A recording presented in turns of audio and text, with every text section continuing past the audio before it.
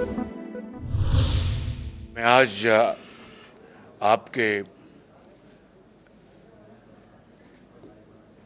अजीम सूबे में यहाँ पर मैं आज हाज़िर हूँ और आप सबसे मिलकर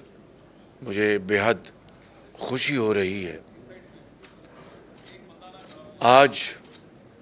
यहाँ पर मौजूद जो मुमताज़ सियासी शख्सियात जिन्होंने पाकिस्तान मुस्लिम लीग नून के कायद मियां मोहम्मद नवाज शरीफ पर एतमाद करते हुए उनकी माजी की तारीख़ को सामने रखते हुए जो कि पाकिस्तान की तामीर और तरक्की और खुशहाली से भरी हुई है, उसके ऊपर आपने एतमाद करके आज मुस्लिम लीग नून में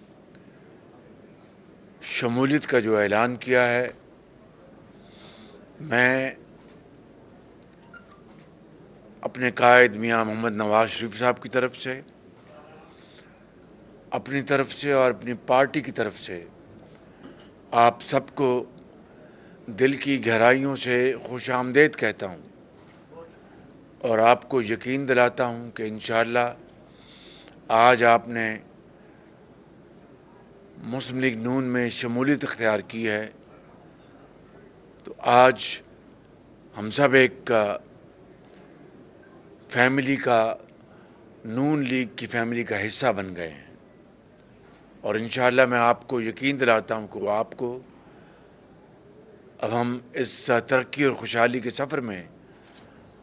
आप सबको साथ लेकर चलेंगे। इलेक्शन की आमद है, उसमें जीत हार सब अल्लाह ताला के हाथ में है, लेकिन कोशिश करना, मेहनत करना ये हमारा बुनियादी फ़र्ज़ है। इसमें मैं जनाब बशीर मेमन साहब को और उनकी टीम को दिली मुबारकबाद पेश करता हूँ कि उन्होंने आपके साथ राब्ते किए, आपको मुस्लिम लीग नून में शामिल करने के लिए कायल किया, मेहनत की। मैं उनको तहसीन पेश करना चाहता और उनके साथियों को कि आज एक सुबह सिंध से एक बहुत बड़ी तादाद में आज दोस्तों ने मुस्लिम लीग नून में शमूलियत इख्तियार की और चंद जो चेहरे जो यहाँ पर मौजूद हैं, जनाब असगर शाह साहब और दूसरे यहाँ पर हमारे साथी मौजूद हैं, उनको मैं ज़ाती तौर पर जानता हूँ। वो नेशनल असम्बली में जब मैं वहाँ था 97 में मेरे साथ थे। तो आज मेरे लिए भी ये बड़ी एक खुशी का दिन है कि सुबह सिंध में मुस्लिम लीग नून दोबारा एक अच्छी ताकतवर जमात बनने जा रही है और मुझे पूरा यकीन है कि आप अपने तावन और अपनी मेहनत से इसमें भरपूर हिस्सा डालेंगे। कुछ लोग अभी बाहर अंदर आ नहीं सके, लेकिन मैं नाम पढ़ देता हूँ और उनका नाम लेकर फिर मैं एक मरतबा शुक्रिया अदा करना चाहता हूँ। यहाँ पर कराची से अख्तर जदून साहब, कैप्टन जमील अहमद साहब, हाजी मुजफ़्फ़र शुजरा साहब, मेहरान शाह साहब, करीम बख्श गबोल साहब, सरदार असलम सासोली साहब, यूसुफ शाह साहब, सलीम कादरी साहब, सरदार नूरुद्दीन संजरानी साहब, याकूब खशखेली साहब, इमरान बरोही साहब, इंजीनियर हबीब मेमन साहब, हमायूं मुगेरी साहब, ग़ुलाम रसूल उनड़ साहब, डॉक्टर सतार राजपर साहब, असगर शाह साहब। शाह साहब माशाल्लाह सेहत ठीक ठाक है ना? बिल्कुल। कितनी उम्र होगी अब आपकी? कितनी कितनी उम्र हो गई? 80+। माशाल्लाह, बड़ी सेहत तो अल्लाह के फजल से बहुत ठीक ठाक है माशाल्लाह। ठीक। उसके बाद यासिर तालपुर साहब, लगारी साहब, शहजाद जिलानी साहब, अब्दुल रशीद मनफानी साहब, रज़ाक शजरा साहब, हमीद जदून साहब, सरदार तेगानी साहब, यासिर बाबर साहब, ग़ुलाम रसूल उनड़ साहब, नूर हसन कैसरानी साहब, अली अकबर कलमाती साहब, ये मैंने नाम जो पढ़े हैं, इन्होंने अपनी कमाल मेहरबानी से मुस्लिम लीग नून को मियां मोहम्मद नवाज़ शरीफ की क़यादत पर एतमाद करते हुए ज्वाइन किया है। इंशाअल्लाह मैं आपको यकीन दिलाता हूँ कि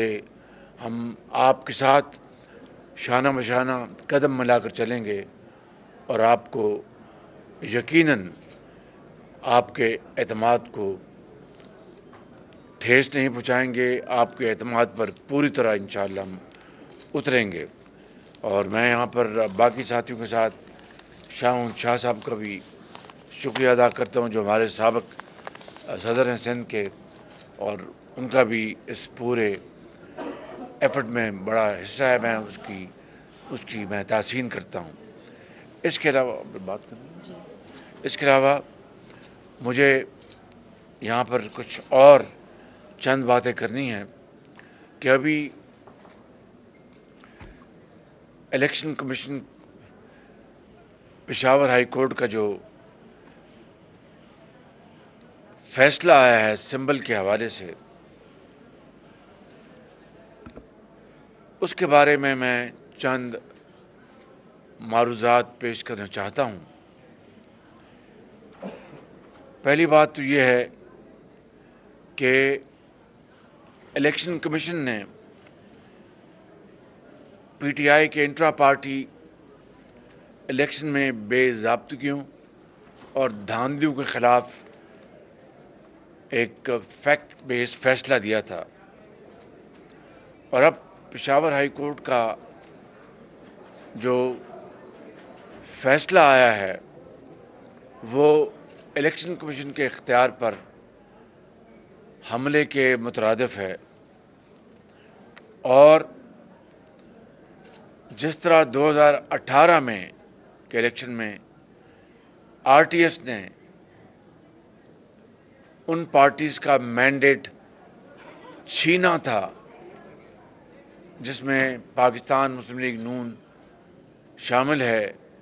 कि पंजाब में हमारी मेजॉरिटी थी, उसको आरटीएस ने रातों रात उसको फैसले को, अवाम के फैसले को, अवाम के मैंडेट को चोरी किया। मैं समझता हूँ कि जब पेशावर हाई कोर्ट, पेशावर के केपीके सूबे की वो हाई कोर्ट है, एक सूबे की हाई कोर्ट है, वो किस तरीके से पाकिस्तान भर के मामले को वो उसका फ़ैसला दे सकती है। और मैं समझता हूँ कि ये बात हमारे जहन में रहनी चाहिए कि वहाँ पर केपी में ऐसे कैंडिडेट्स इलेक्शन लड़े हैं जिनका किसी न किसी तरीके से मोहतरम जज साहब के साथ अजीज़दारी है, रिश्तेदारी है। मैं समझता हूँ कि इंसाफ का तकाज़ा ये था, मैं ये बात बड़े अदब से अर्ज़ करना चाहता हूँ कि इंसाफ का तकाज़ा ये था कि जज साहब अपनी अजीज़दारी की बिना पर इस बेंच से अलहदा होते और ऐसे जज का वहाँ पर उनकी तैनाती होती जो कि अबव बोर्ड, जिनका किसी से रिश्तेदारी या उनसे किसी कैंडिडेट के साथ ताल्लुक़दारी ना होती। तो मैं समझता हूँ कि ये एक बहुत सेंसिटिव मामला है और मैं समझता हूं कि एक सूबे के अंदर हाई कोर्ट वो पाकिस्तान बेस्ड मामले के ऊपर किस तरह फैसला दे सकती है, ये एक सवालिया निशान है, एक सवाल है जिसका जवाब मैं समझता हूँ कि यकीनन जी शऊर अवाम इसका जवाब चाहेंगे। हम 8 फरवरी के इलेक्शन के लिए पूरी तरह तैयार हैं और हम ये नहीं कहते कि मुस्लिम लीग नून के साथ जो 2018 में जो धांधली हुई और जिस बदतरीन धांधली के ज़रिए पीटीआई को इक़्तिदार दिलवाया गया, मुस्लिम लीग नून की सुबह पंजाब में सूबे में मेजॉरिटी थी, मगर इलेक्शन की रात इलेक्शन रिजल्ट्स बदले गए और हर जगह वहाँ पर जो मुस्लिम लीग नून के वहाँ पर इलेक्शन के नुमाइंदे थे उनको धक्के मार कर निकाल दिया गया और वहाँ पे डब्बों को बदला गया, जाली वोट डालकर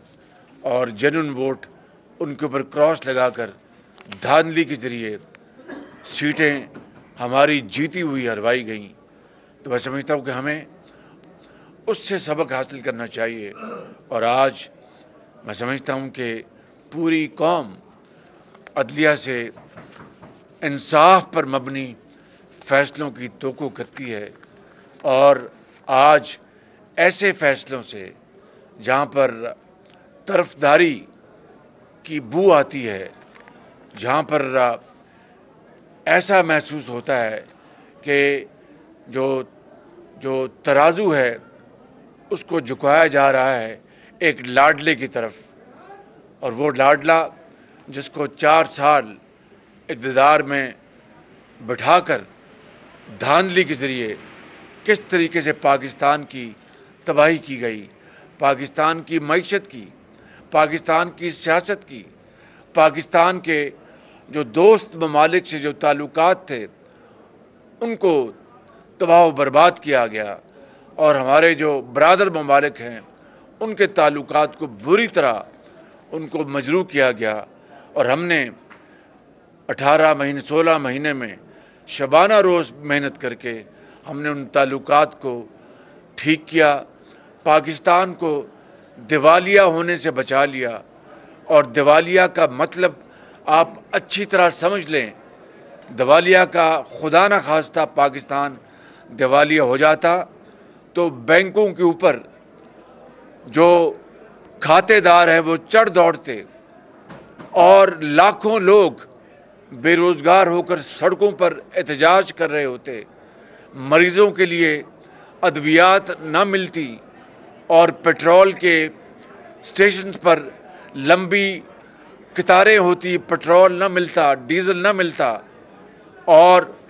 पाकिस्तान की इंपोर्ट्स जो कि हमारी जो एक्सपोर्ट्स के लिए जो सनतें हैं उनका ख़ाम माल इंपोर्ट न कर पाते, जो लेटर ऑफ क्रेडिट्स जो हैं बाहर से चीज़ें इंपोर्ट करने के लिए वो ना खुल पाते, हमारे बैंकों की बाहर कोई सुनवाई ना होती और आलमी इदारे पाकिस्तान का फाइनेंशियल बायकॉट कर जाते। ये मुख्तसर एक इंतहाई खौफनाक सूरत थी। अगर पाकिस्तान खुदा न खास्ता दिवालिया हो जाता तो अल्लाह ताला के फजल करम से उस वक़्त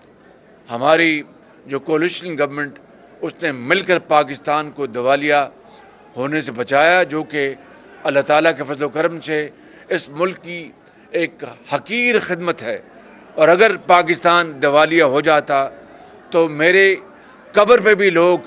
आकर वहाँ पर कतबे लगाते कि ये वो शख्स है जिसने पाकिस्तान को दिवालिया किया था। अल्लाह ताला ने मेरी और कोलिशन हुकूमत की इज़्ज़त बचाई और पाकिस्तान की इज़्ज़त बचाई, रियासत बच गई और सियासत इंशाअल्लाह वो भी बच जाएगी। हमें परवाह नहीं थी, सियासत अगर तबाह होती तो होती, रियासत को बचाना हमारा फ़र्ज़ अव्वली था, हमारा पाकिस्तानी के तौर पर हमारा फ़र्ज़ था और हमारी ये ज़िम्मेदारी थी। रब ताला ने करोड़ों अवाम की दुआओं से हमारी ये दुआ सुनी और हम बच गए। और आज हम इलेक्शन में जा रहे हैं। लाडला कौन है? लाडला वो है जिसको अदालते उज़्मा में कहा जाता है कि वेलकम कहा था, good to see you, wishing you good luck and wishing you good luck. देखिए, जो शख्स 9 मई की गद्दारी में मुलव्वस हो और पाकिस्तानी फ़ौज के हेडक्वार्टर्स में और कोर कमांडर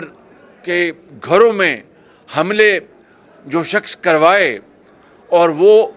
फ़ौज पाकिस्तान जो दहशतगर्दी के ख़िलाफ़ दिन रात वो अपने मुल्क के करोड़ों आवाम को बचाने के लिए, महफूज करने के लिए वो रातों को सरहदों पर पहरा देते हैं, जान हथेली पर रख कर वो दहशतगर्दों का मुकाबला करते हैं और दिन रात वो जामे शहादत नोश करते हैं और करोड़ों बच्चों की हिफाजत करते हैं जो रात को अमन की नींद सोते हैं, मगर ख़ुद उनके बच्चे यतीम हो जाते हैं क्योंकि उनके वालिद सपूत वो दुश्मन से लड़कर वो शहादत का दर्जा हासिल करते हैं। उनके ख़िलाफ़ 9 मई को जो बदतरीन जो गद्दारी की गई, क्या वो लाडला है या कोई और लाडला है? उसको जिस तरीके से ये सहूलतें दी जा रही हैं और फ़ैसले दिए जा रहे हैं, मैं समझता हूँ कि ये हम सब के लिए लम्हा फ़िक्रिया है। हमें इसके ऊपर दिलजमी के साथ और यकसुई के साथ हमें इंसाफ के बोलबाले के लिए बात करनी चाहिए। अगर एक कौमी मसला हो और एक सूबे की अदालत उस कौमी मसले का फ़ैसला करे, तो मैं समझता हूँ कि आज जो हमारे लीगल ईगल्स हैं इस मुल्क के अंदर, ये उनका काम है कि इस मामले को, इस इशू को उठाएं ताकि 8 फरवरी का जो इलेक्शन है वो इंसाफ की बुनियादों पर वो ज़हूर पजीर हो और पाकिस्तान इलेक्शन के नतीजे में एक पार्लियामान जो है वो मार्ज़ वजूद में आए, हुकूमत कायम हो आवाम के वोटों से। वही आइंदा आने वाले जो चैलेंजेस है उसका मुकाबला कर सकती है एक मुंतखब हुकूमत। उसके लिए हमें सबको आगे बढ़ना होगा, ना कि इसमें नित नए रखने डाले जाएं, नित नए मसाइल पैदा किए जाएं। मैं समझता हूँ कि इस मुल्क के अंदर सिर्फ जमहूरी निज़ाम ही के ज़रिए पाकिस्तान के अवाम के मसाइल का हल मौजूद है। इसके अलावा और कोई निज़ाम पाकिस्तान के अवाम को काबिल कबूल नहीं होगा। मैं इन अल्फाज के साथ आप सबका एक मरतबा फिर शुक्रिया अदा करता हूँ कि आपने मुस्लिम लीग नवाज़ को ज्वाइन किया और इंशाअल्लाह ये कारवां बढ़ता रहेगा और इंशाअल्लाह हम आगे बढ़ते रहेंगे। बहुत शुक्रिया आपका, थैंक यू। पार्टी में शमूलियत इख्तियार करने वालों का शुक्रिया अदा किया। शहबाज शरीफ गुफ्तगू कर रहे थे। उन्होंने कहा कि इलेक्शन कमीशन ने पीटीआई इंतखाबात पर हक़ाइक़ पर मबनी फैसला दिया। पेशावर हाई कोर्ट पाकिस्तान भर के मामले पर कैसे फैसला दे सकती है?